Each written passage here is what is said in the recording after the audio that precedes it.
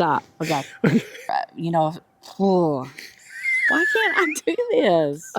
Hey, I'm Kyle. I'm Michelle. And we're Semi-homesteaders. So today, the electrician and the plumber and the gas guy, they're all working inside the house. So we can't do much in there. Matter of fact, I'd just be in the way. So we are going to take this opportunity to really focus on our garden. We're going to talk about the spot we're going to put it and the reason we picked it due to the sun and the water flow. And also we're going to take some measurements to kind of figure out how big we actually need to have it. And since we're not going to be using man-made chemicals, pesticides, we're going to talk about things like companion planting, what that will attract, what it will repel, and what the benefits of that are. Stick around to the end of the video because there are several things that we're going to talk about.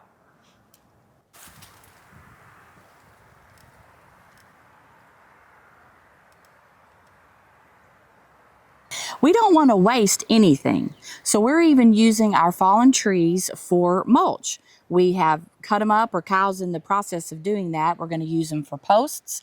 He's going to strip the bark off of them. We're going to use that for mulch. And as we've already talked about in previous videos, also the pine needles make great mulch for your garden because we're going to use the back to Eden method of gardening. If you're not familiar with the back to Eden method of gardening, basically I'm going to simplify this, but instead of tilling up your ground and allowing your good rich topsoil just to wash away, you build layers of mulch, and that traps moisture, it suppresses weeds, it does all kinds of great things. And I mean, think about it. Yeah, the perfect picture of that, because what I was thinking as you were talking about building the layers, year after year after year, that just gets better and better. Richer and richer. Yes. And the perfect example of that is if you can see behind us, the woods. Just think about a forest or the woods, and nobody takes care of that. But the leaves fall off, pine needles fall off, and there's just they begin to decompose stuff, yes. And it just feeds the dirt. And so that's just like a perfect picture. And that's basically what he's explaining, how that works, is you just let nature and the dirt do what it's supposed to do. Do its thing. Yeah. Right? Yeah. The way God designed it to.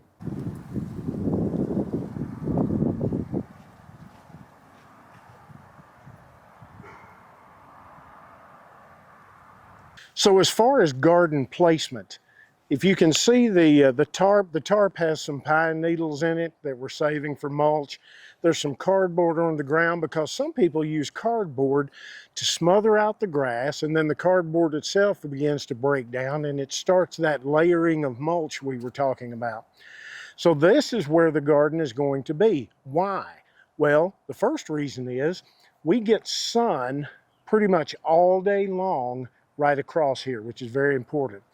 The other reason is, and I don't know if you can tell on the video, there's a natural berm that just curves right here. It comes right through here and causes water to flow right toward the garden. You probably can't see this one because of the fallen trees that are piled up, but there's another little natural berm that curves right over here and goes right to the garden. So we're trying to use the lay of the land. In other words, we're trying to let nature work for us instead of against us. So think about where your garden is going to go. Think about how you can use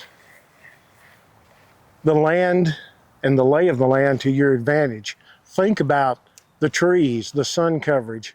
All that comes into play, doesn't it, hon? Yes, when you're planting a garden. Important.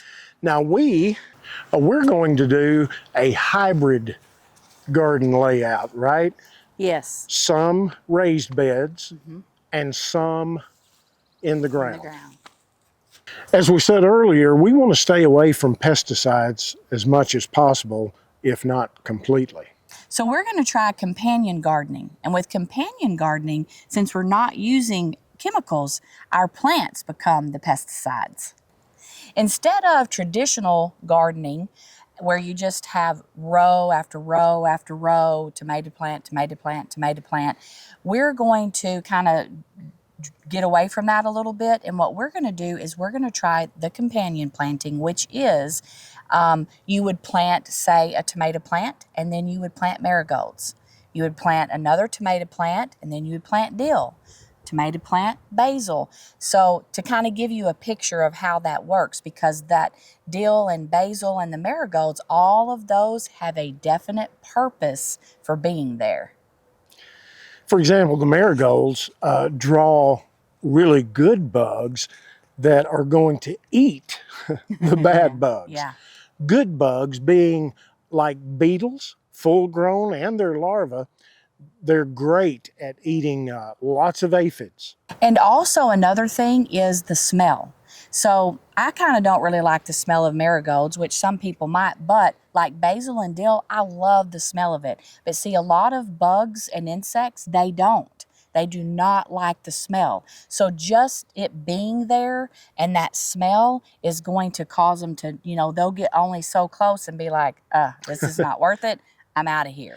It repels them, as you said. It also kind of camouflages the smell of the tomatoes we've been talking about, for example. It camouflages their smell, so like the hornworms, they can't even find the tomatoes because the basil confuses them. Yeah, exactly. And so another insect would be lacewings that these are going to attract, which are good. And these are going to eat up all of your aphids. And also they're really good with caterpillars. They're going to take care of the caterpillars. Definitely something that you want in your garden. Yep. Another one that you want in your garden that they attract are hoverflies. I think they're cool. I've always liked them. They don't bite. That's a good thing. Yeah, they're a little scary at first just because you don't know what they are. They look like a stinging bee of some kind, but they're not. You've seen them before. You can hold your finger out. They just hover around, hence hoverflies, right? But they just hover around. You can hold your finger out and they land on your finger, They're kind of cute, but they're great for your garden because they eat aphids, they eat caterpillars, mealy bugs. They take care of all that. So they're good to have in the garden. But one thing I do want to point out right here, because we've mentioned aphids a couple of times, and aphids are really, they're hard on a garden. But I do want to point this out, especially when you're letting nature do its course.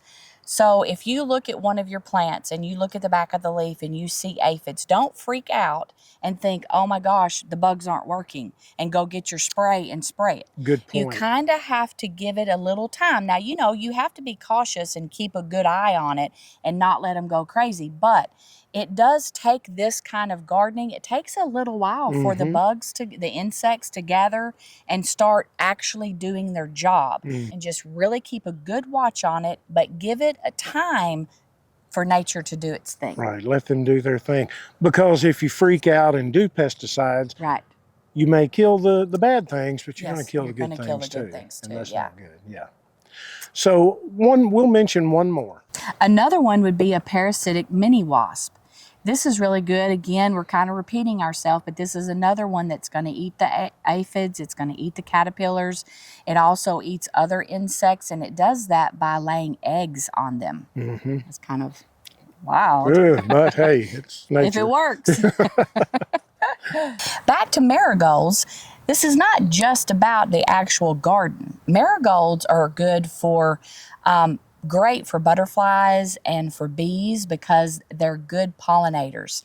And so that's really great because what happens is the bees and the butterflies take that and they're going to pollinate your squash, your beans, your cucumbers, just all kinds of plants that are in your veggies that are in your garden. So again, that's not even about like killing something. That's just great because the bees and the butterflies love that nectar that comes from the marigolds.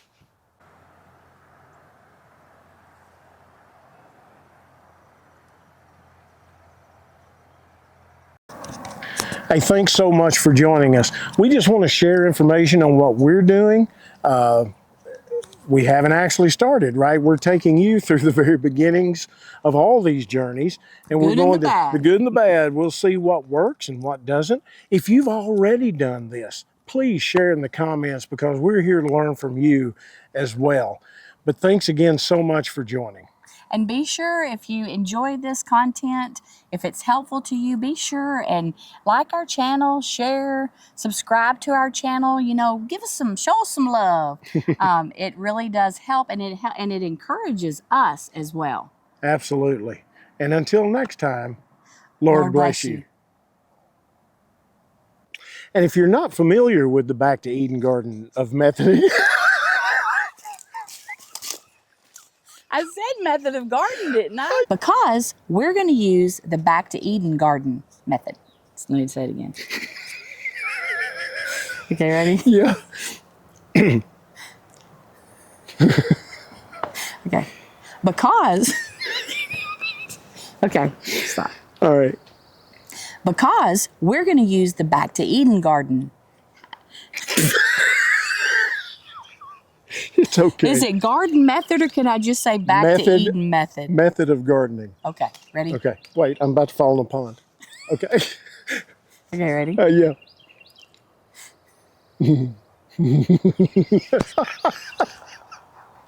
Okay, ready? Yeah.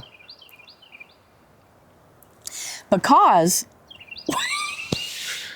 I just got to get it out.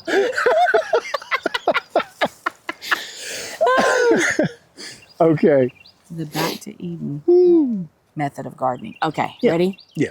You're beautiful. Ready? Yeah. Okay, ready? I'm ready. Are you ready? I'm trying. Okay. Okay. Because we're going to use the Back to Eden gardening method. Is that right? That's good, but method of gardening, garden method, it's the same But thing. did it sound right, or should I say it again? Sounds Method good. of gardening. Well, you're going to have to because I laughed. Method of gardening? Yeah. Okay, ready? No. Okay. Ready?